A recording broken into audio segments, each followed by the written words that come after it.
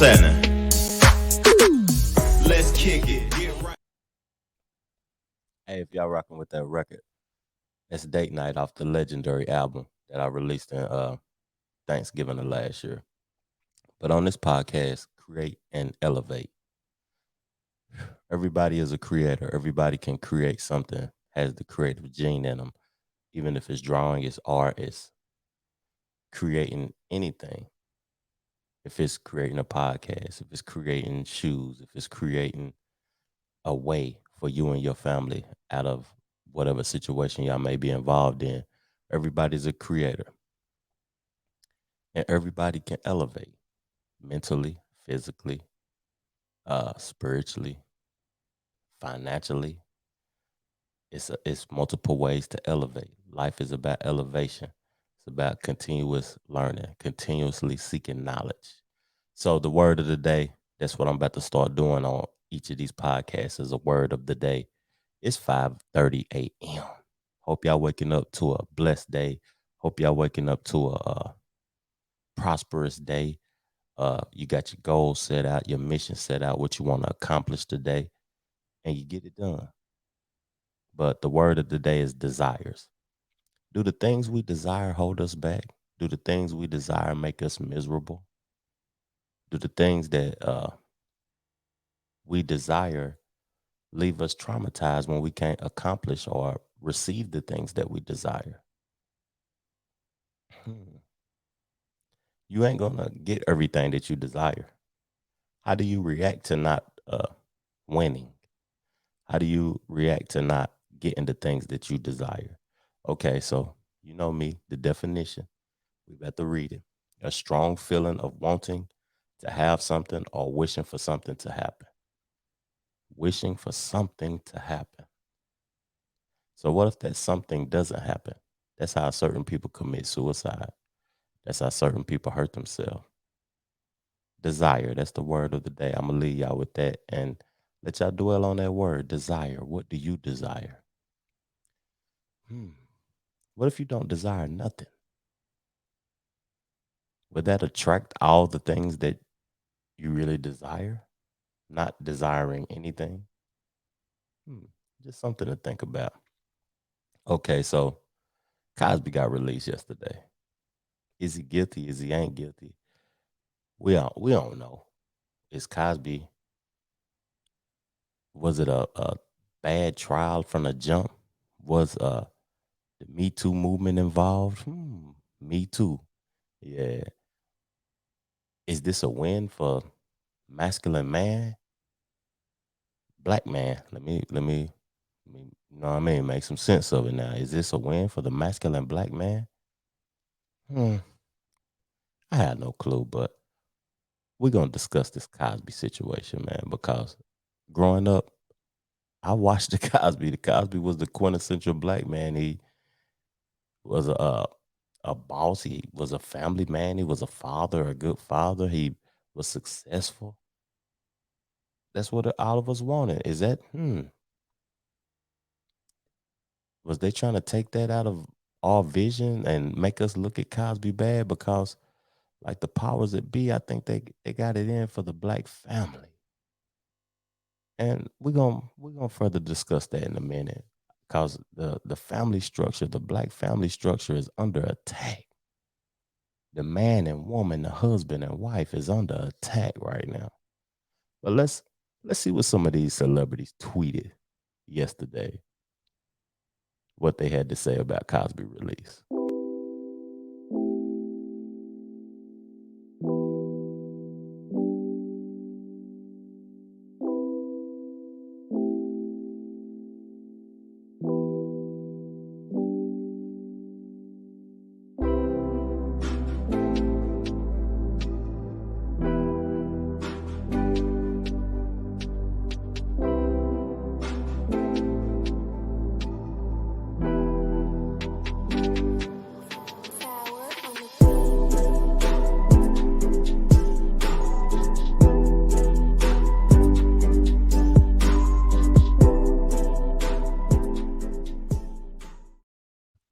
Freddie gives a fool for his tweet though, but he's accurate with what he had to say though. So let me read some of the tweets off. Kathy Griffin. We all know Kathy Griffin just be saying anything out her mouth. She'll blurt out something. She the lady, if you don't know who Kathy Griffin is, she's the lady with Anderson Cooper who do the New Year's Eve ball drop thing on CNN. I haven't seen her in a while, but she has done a plethora of things, but that's what I remember her mainly for, Kathy Griffin. So her tweet, she said, "When will things get better for women and girls regarding sexual assault, sexism, misogyny, and ageism? What will it take? So discouraged." I don't know if Cosby beat this because he had money. I don't know if Cosby got out of this because he was treated unfairly by the justice system. It was over 60 plus women, 60, 70 plus women. Could Cosby actually, I haven't even slept with that nowhere near that many women to be sleeping with 60, 70 plus women. That's a sickness. For him to have drugged 60 or 70 plus women is egregious. And I don't how it seems impossible to me, but the justice system has failed everybody in the United States because it's a failed system. That's what I'm gonna say, Kathy Griffin. Okay, next tweet. Freddie Gibbs a fool. Again, Freddie Gibbs. If y'all know who Freddie Gibbs is, he's an artist that was nominated for a Grammy this year because of his album. He was signed to Young Jeezy. Him and Young Jeezy had tension. Freddie Gibbs is a dope hip hop artist, and when I go on this jog after I do this podcast, I might go listen to a little bit of Freddie Gibbs. But Freddie Gibbs said, "R. Kelly is definitely calling Bill Cosby lawyers right now." Is he? Hmm. He could be because both of them was in some horrible situations that seem like they ain't gonna come back from. And to see R. Kelly been dealing with this since I was in, man, I'm 41 and a half years old. He been dealing with this since I was in high school peeing on girls. That it came out on an actual VHS tape for sale when he peed on that little girl. That's how long ago that was. And now he's in prison for that. We don't know if R. Kelly ever coming home, but that's what Freddie Gibbs had to say. Now, finally, this is the last one I'm gonna read, but it was plenty more. Y'all seen the slide or whatever. And if you're listening to the audio version of this podcast, it's links in the description on Apple Podcast, Spotify, wherever you listen to it. It's links that you can click on, and you can come to the YouTube and check out the visual. Check out the visual so you can see everything, so you can get the full experience. So Felicia Rashad, that's the mother who played alongside Bill Cosby on the show. And what she had to say in her tweet was, "Finally, a terrible wrong is being righted. A miscarriage of justice is corrected." Is it? What she know that we don't know? Come on out with the documentary. Come on out and talk to Oprah, or come on to Trevor Jackson podcast and talk to me. This is a safe place. For real. Come talk to me. Okay, so that's what Felicia Rashad had to say. And man, I'm not getting ready to make a assumption of my thought process, but this was a crazy situation. It was a crazy conviction. And it was wild how he got convicted, and it's wild how he's all of a sudden free all of a sudden. It's just a crazy situation all the way around. And in closing, what I'm gonna say is, this a win for the masculine man, or am I tripping? It seems like there's a systematic agenda against the traditional black family. We've seen so much woman support lately, like woman support, and the man has been excluded. And the LGBTQ rise in this country is just massive. So 70 plus women came out saying that he's guilty. I don't know what he is, but 70 women. If he's not guilty, what was the motive behind the attempt to get him out of here? What was the motive behind it? Guys, be free though. Let me quit whining. Bill Cosby walked free today after the Supreme Court of Pennsylvania overturned his assault conviction, leaving his accusers stunned. Cameras captured Cosby returning to his home outside Philadelphia just hours after the ruling came out. The judges pointing to a vast violation of Cosby's due process rights in the decision. So what happened?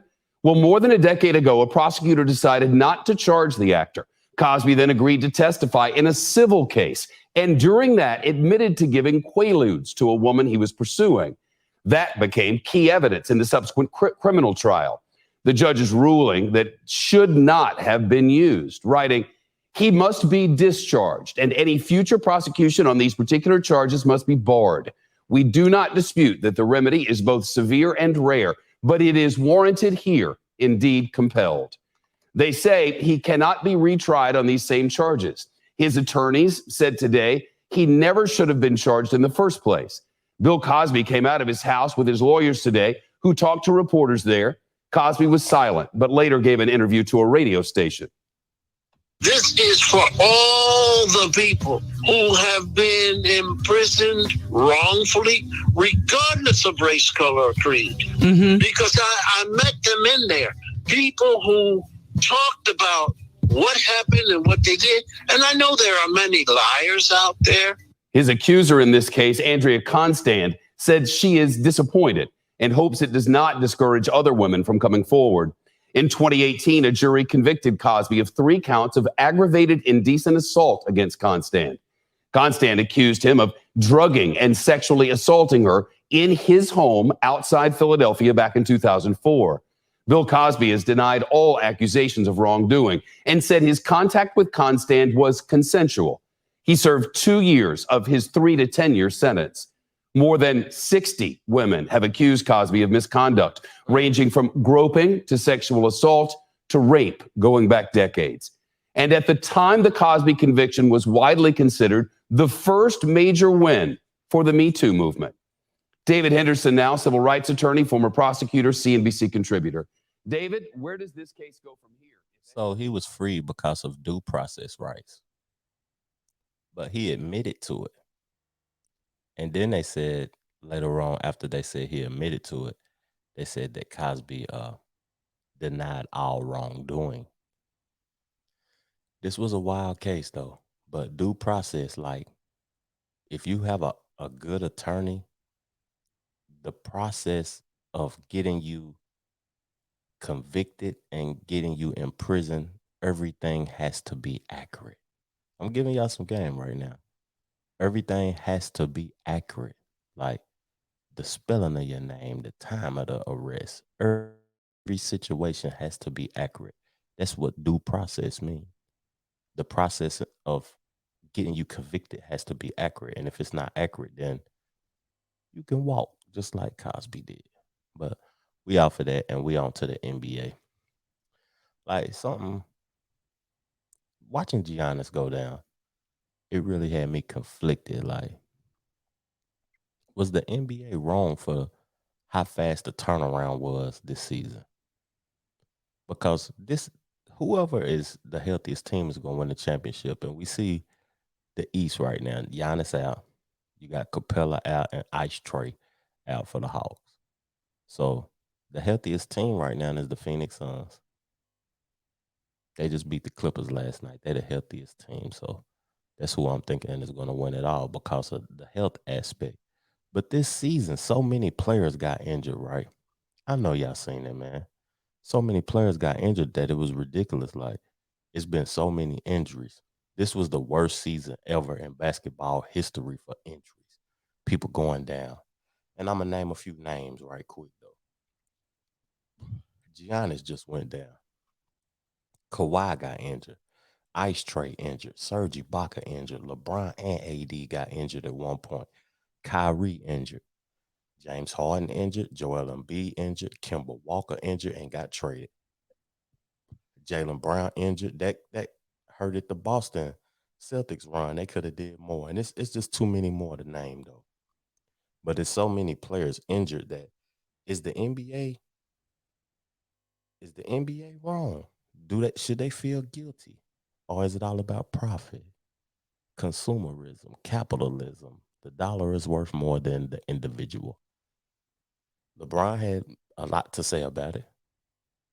A lot of other players had a lot to say about it. Also, they want the season shortened. And they got their wish. They got some of the games shortened, but a lot of people may not know a playoff game is worth $1 billion per game because of the TV money that's involved in it. And if it's worth that much a game, do you think they value the players? Because people are going to continue to watch no matter who's on the floor. So injuries are going to happen. But will we see better basketball next season because they're going to get their correct rest? Because you need that rest. But we live in a capitalism country, where the dollar is more valuable than the human being. You see that in the work field. You see that everywhere. The demand for people needing to be entertained is up, and they're going to give you that basketball. Those players only got a month. LeBron and them only got a month to rest last year after they won the championship from being in the bubble away from their family members. So that's all I got to say about that. And prayers to all the guys, man. It ain't even worth all that, though. You know what I'm saying? My opinion. It ain't even worth the money that it is for you to be hurting yourself and just be hurt for it. Sit out. They don't care about you. Sit out. Real talk. So, one of my favorite players of all time. He's underrated and he's a great. Top 3 small forward of all time. It's Bron, it's Bird, it's Scottie Pippen. And you can kind of put Scottie Pippen over Bird if you choose to. Some might say you capping and you at your mind, but if you choose to, you can. And Scottie Pippen been talking bad lately. Like, he been holding this in his chest for a while. He was talking about Jordan is selfish. He talking about Phil Jackson a racist. You got people defending Phil Jackson off of decisions he made. But Scottie Pippen been spazzing out. And I'm going to play a little bit of what he been saying, and I want y'all to tell me what y'all think about it in the comment section, because it's kind of crazy, but Scottie Pippen, one of my favorite players, though. And the person who interviewing Scottie Pippen is messy. He real messy. Let's listen to it. Help me understand the GQ article where you talked about the 1994 playoff game when you refused to go back in the game and Phil set up the play for Tony Kukoc. Why was Bulls All-Star and team leader Scottie Pippen on the bench at the crucial climax of last night's showdown with New York? Channel 7's Brad Palmer has the story. Phil Jackson believes Scottie Pippen's defection was the culmination of a number of frustrating incidents leading up to Patrick Ewing's game-tying basket with less than 2 seconds left in the game. The Bulls called a timeout and designed a play for Tony Kukoc. Scottie Pippen refused to go back in. Instead, he went to the end of the bench, necessitating a second timeout. Pippen and Jackson got into a cussing match, but Scottie still refused to budge. It wasn't pretty much Phil taking me out of the game. It was like words, and I just took a seat. So it was your decision based on frustration? Scottie, Phil just said you weren't in because you asked out of the play. Yeah, pretty much. Or you weren't involved in it. Exactly. When you say exchange words, what happened? I have no comments on that. But the Bulls survived without Scottie. Tony Kukoc hit a 22-footer to win it for the Bulls. And later, Pippen admitted it was a well-called play by Jackson. Well, I mean, it's not much to be said if you go back and look at when Scottie Pippen entered the Bulls and when Tony Kukoc entered the Bulls and who deserved the last shot of the game. No, I understand that, Scottie. I'm just going by what you said. You said you need to read between the fine lines. And then you go on to say it was a racial move to give him, Tony Kukoc, a rise. So, well, I mean, if you knew that Scottie Pippen had been with the Bulls from 87, battled through the Pistons and every other team that we had to get to those 3 championships, wouldn't you give Scottie Pippen one opportunity to get a last-second shot without Michael Jordan? Like, 1 year without Michael Jordan. Can I get one shot? Like, I'm doing all the dirty work. But all of that I understand from the basketball standpoint. But when you say a racial move, well, why would Tony, who was a rookie, get the last second shot and you put me out of bounds? That's what I mean, racial. Like, that was Scottie Pippen's team. But Scottie Phil Pippen then was on pace to be an MVP that year, right? Yeah. Okay. Well, Why would you put him in a position not to be successful? Why wouldn't you put him in a position to succeed? Michael Jordan is not there. So who's next in line for you? He chose not to go on the court last night for his own specific reason. I put in a better passer in Pete Myers. Besides, Scotty had a fat lip and looked ugly at that spot. And we got the job accomplished, and that's all that matters to us right now. But have you talked to Phil about this? Because by saying a racial move, then you're calling Phil a racist. I don't got a problem with that. Do you think Phil was or is? Oh, yeah. I mean, do you remember Phil Jackson left the Lakers, wrote a book on Kobe Bryant, and then came back and coached him? I mean, who would do that? You name someone in professional sports that would do that. You know? I think he tried to expose Kobe in a way that he shouldn't have. You know what's crazy? I can't assume that Phil Jackson is a racist. I can't assume that. But he could have been a racist. The way Scotty is describing him. And Scotty could have just been selfish. Because it was times Michael Jordan took a backseat to Steve Kerr and what's the other point guard? John Paxson, for them to shoot game-winning shots. Sometimes Phil had to make tough decisions. Kobe and Shaq, sometimes Robert Horry hit the game-winning shot. He was making tough decisions. And Scotty could have been selfish. That's why he sat on the bench. Because he was selfish. He didn't like the decision that was being made. And obviously that was the right decision because Tony Kukoc was a better shooter than Pippen. And Tony Kukoc hit that game-winning shot in that game without Pippen while he was on the bench pouting. So he could have been selfish in that incident. Or Phil Jackson could have been racist and he felt some type of way about it. But it's all an assumption. But before I leave y'all on the podcast, I want to talk about Get Well to Young Ma. I call her Young Ma. That's not her name. Her name is Young M.A. Young M.A. Get Well. This is the hip-hop part of the podcast. Young M.A. Get Well. She put herself into rehab for an addiction. A lot of people is talking about what is she addicted to? Is she on crack? She on meth? She on oxy? She on... what? I don't even know all the drugs no more. But people are concerned about the addiction of what she's addicted to, not the addiction. The addiction is the problem. It doesn't matter if you're addicted to cigarettes, you're addicted to sex, you're addicted to frivolous things. In this world, you should be addicted to nothing. Nothing at all. You should have control of yourself. You shouldn't be addicted to chicken wings. You can go to rehab because you can't stop eating barbecue chicken wings and you weigh 500 pounds. But get well to Young M.A., man. And just know that it doesn't matter what you're addicted to. It just matters that you're addicted. And we got to look ourselves in the mirror and say, what are we addicted to? What I can't stop leaving alone? What's hindering me that I can't stop consuming? So we got to look ourselves in the mirror before we judge. And before I go, I'm going to read her last tweet. She said, "Loving God, I pray that you will comfort me in my suffering, lend skill to the hands of my healers, and bless the means used for my cure. Give me such confidence in the power of your grace that even when I'm afraid, I may put my whole trust in you." Hey, y'all have a blessed morning. I wish nothing but success for you today. Peace, love, and abundance. Go and get you some money. I'm out.